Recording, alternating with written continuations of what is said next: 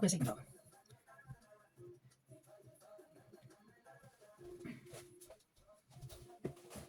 Ja, vad fan är det med?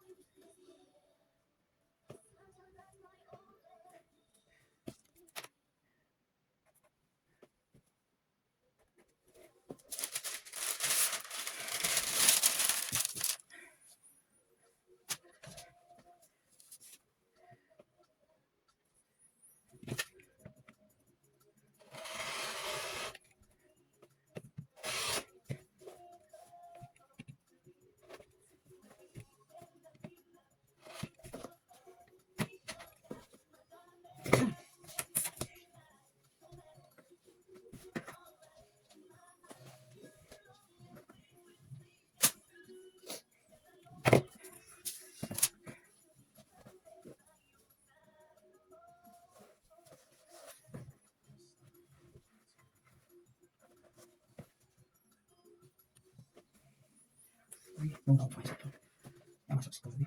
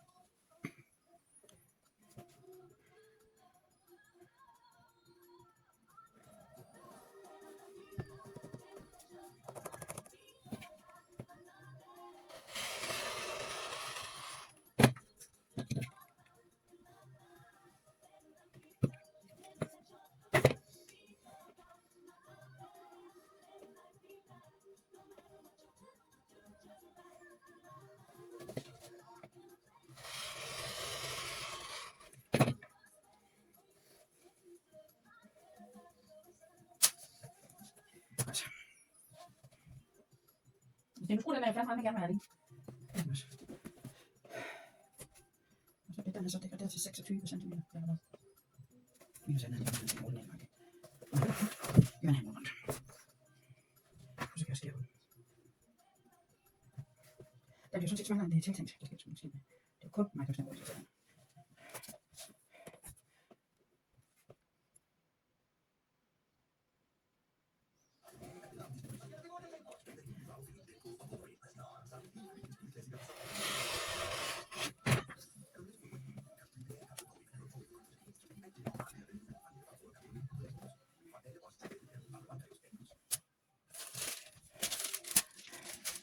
Det var den grå.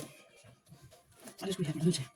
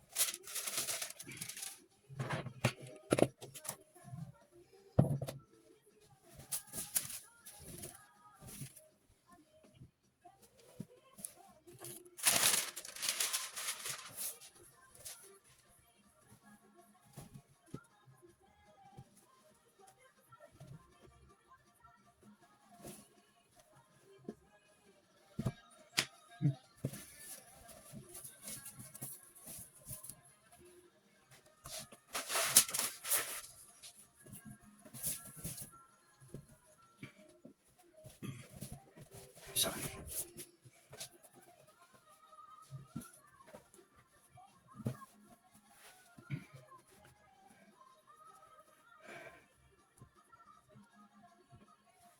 Den er mørk.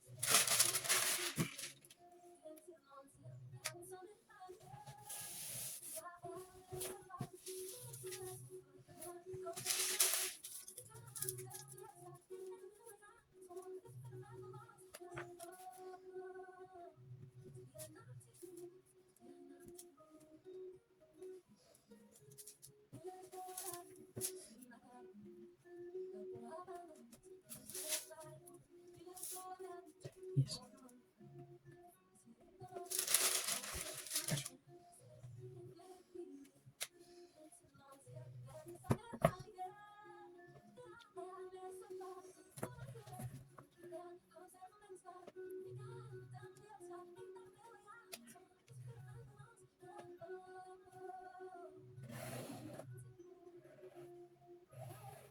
Godt, så er det godt.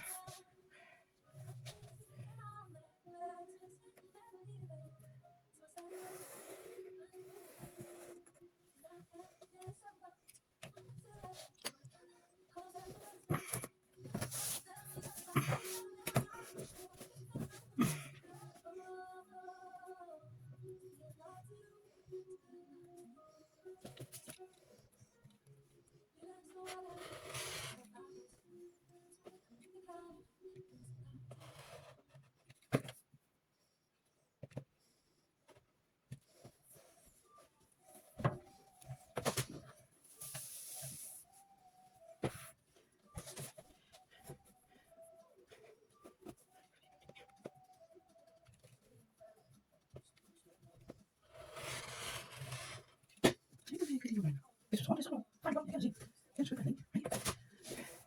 Det er godt, det skal vi høre. Det er jo dumt. Så kan vi se mere. Det er helt sikkert. Det er godt, det er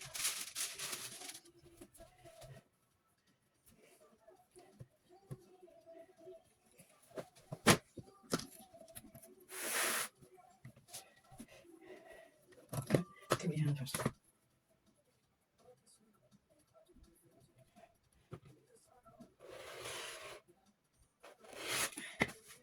Så.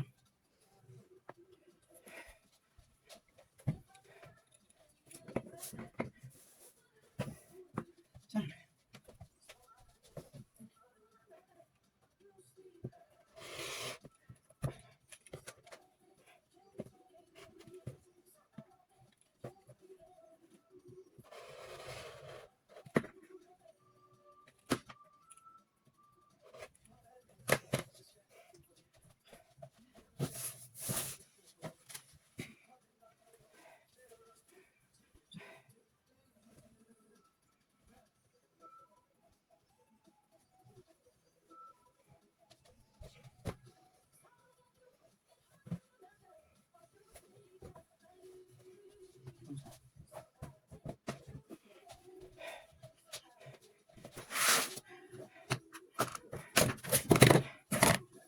Så.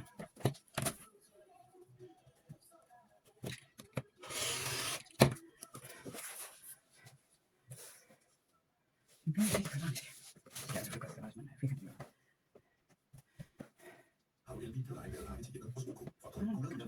Ja. Det er det.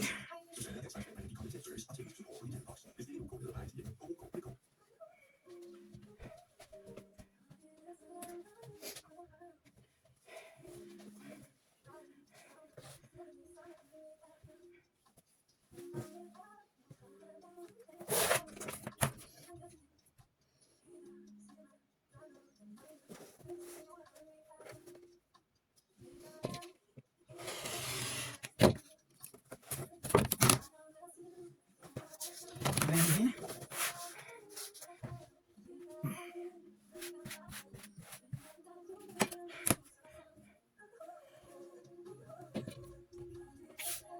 Jeg skal til på tænden, så man ikke med det, jeg har. Så kan jeg prøve at det. Hvis jeg kan tage noget interessant.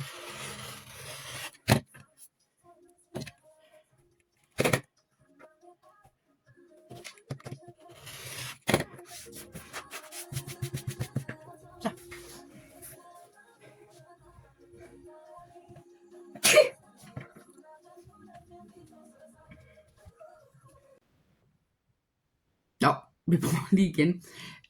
Jeg har lige siddet og snakket i 6 minutter, og vist garnet og det hele, mens jeg havde musik kørende hen på fjernsynet. Det duer ikke. Det må jeg ikke på YouTube. Så vi prøver lige igen. Der. The Forbidden Forest. Strictly forbidden to all students except for detention. Det vil sige strengt forbudt for alle elever, bortset fra når de har eftersendinger. Det kommer sig ved, at den forbudte skov, der blev Harry, Hermione, Malfoy og Neville Longbottom sendt ud på eftersending, efter de havde, den ene gang, hvor de havde, de 2 af dem havde hjulpet Hagrid med at få en dragefløjt væk. Malfoy havde fundet ud af det og ville tage på fast gerning. Og Neville Longbottom havde så advaret de 2 andre. Men enden var, at alle 4 blev snuppet af McGonagall. Og så skulle de jo have en eftersending, og det foregik i en skov. Se, vi kan se farven lige der. En skov, den er jo mørk. Altså især når det er midt om natten.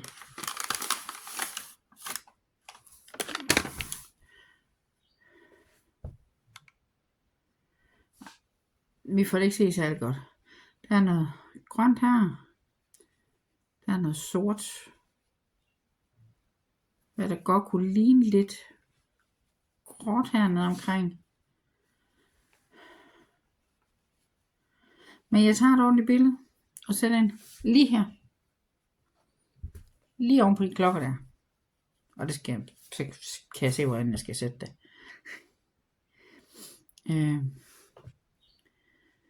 Putter lige den ned i posen igen.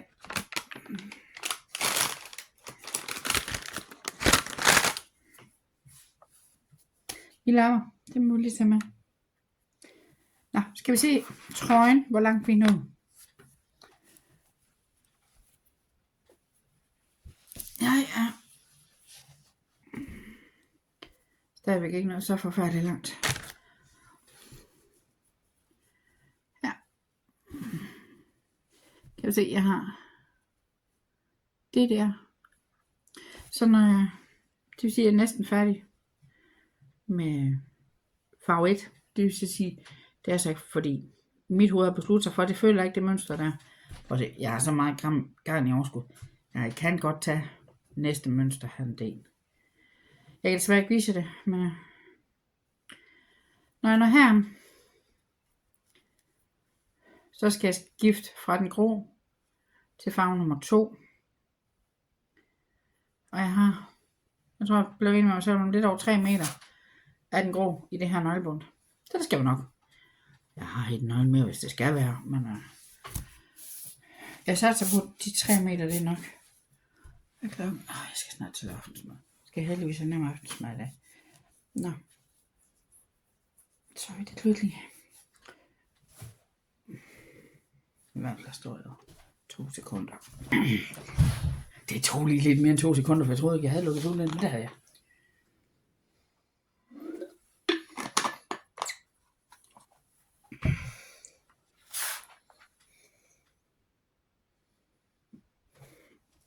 I får lige min karklud at se.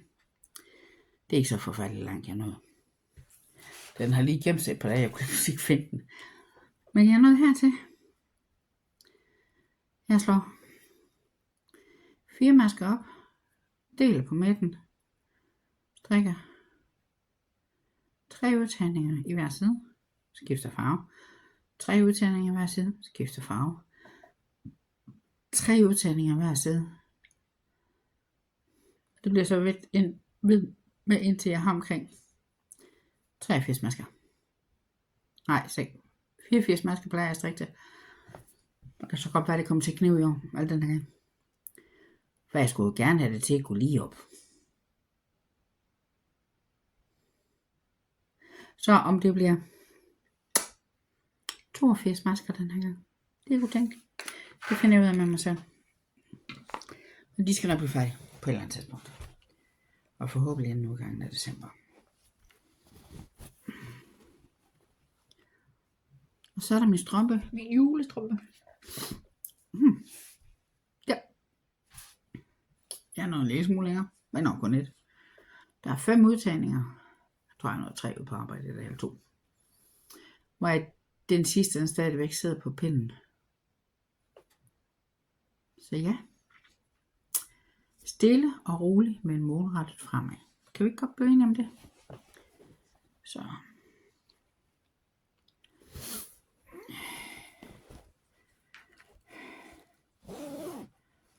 Og så min Harry Potter emblem, det er så som sagt kommet til at sidde her. Så på min Harry Potter taske, det synes jeg, det faktisk er mest mening.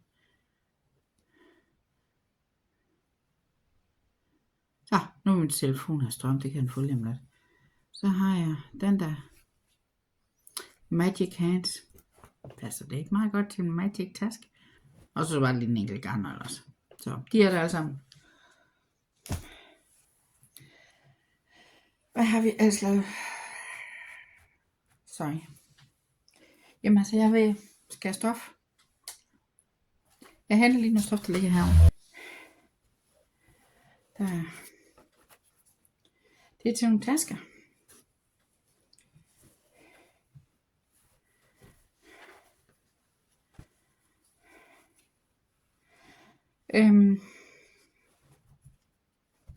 Nu vender vi lige den her sådan.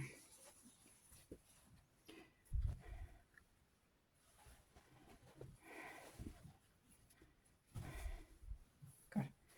I skal forestille jer, det her det er bundfarven. Og så kommer den her ovenpå hængen der. Der er siden blevet sat sammen lige her, ikke også? Og de skal jo så begge to være uden på ydersiden af tasken. Jeg kan se, så kommer der et løbebånd herop.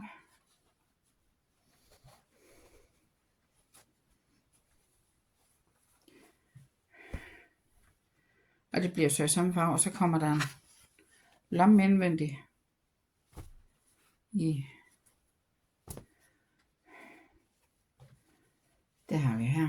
Også i den farve. Det bliver en meget stor lomme. Så altså de folk bliver sat fast på midten, så det er altså ikke mening, hvis ret skal være ret. Men det kommer den. Og så har vi en ganske almindelig kridhvid, der kommer på indersiden til inderstof.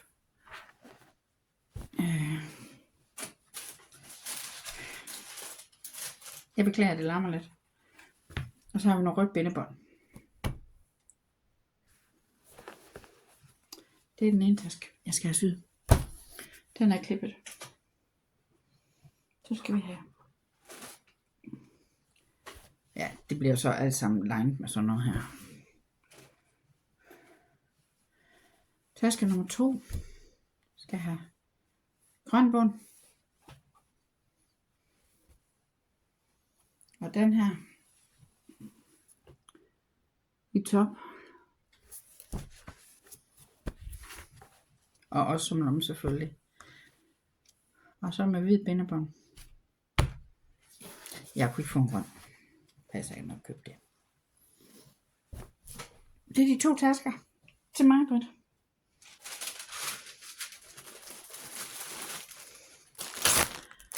Og så skal jeg sy 2 tasker til Mette. Jeg tiger lige stille 5 minutter, så kan jeg lige klippe larmen ud nemlig.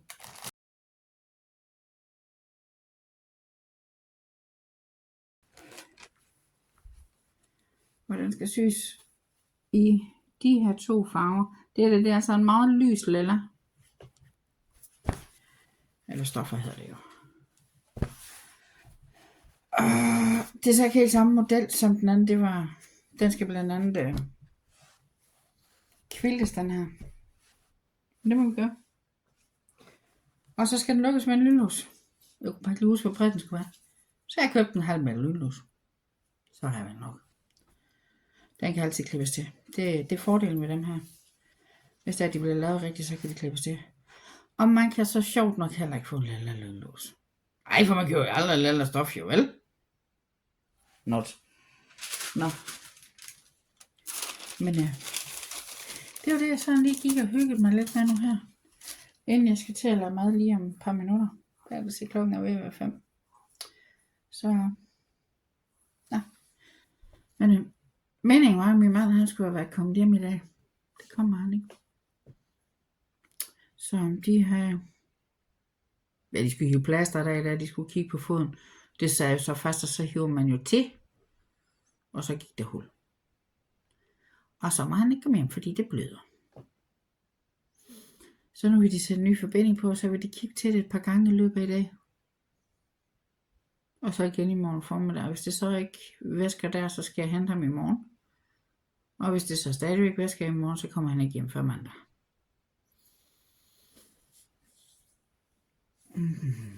Men det er ikke noget ved.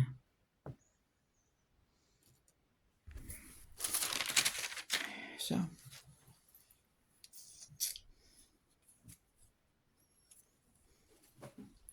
Men jo, det er det. Så. Og så har jeg så snakket med min chef om en uddannelse ude på arbejde. Fordi det må alle andre få. Det må jeg sådan set også gerne. Bare ikke den uddannelse, jeg gerne vil have.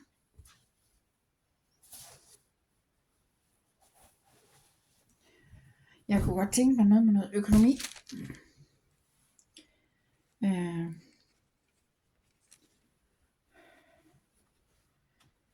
Men sådan en kandidatuddannelse, en kandidatgrad hedder det nok nærmere, i økonomi og ressourcestyring.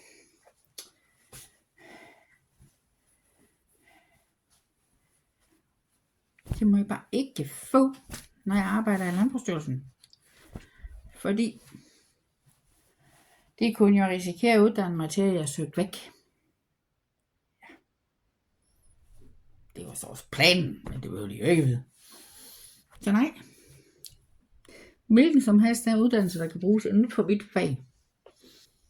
Vi havde ikke Landbrugsstyrelsen med, vi havde Styrelsen for Grøn Arealomlægning og Vandmiljø. Det er lært nok at sige det på et eller andet tidspunkt i stedet for Landbrugsstyrelsen.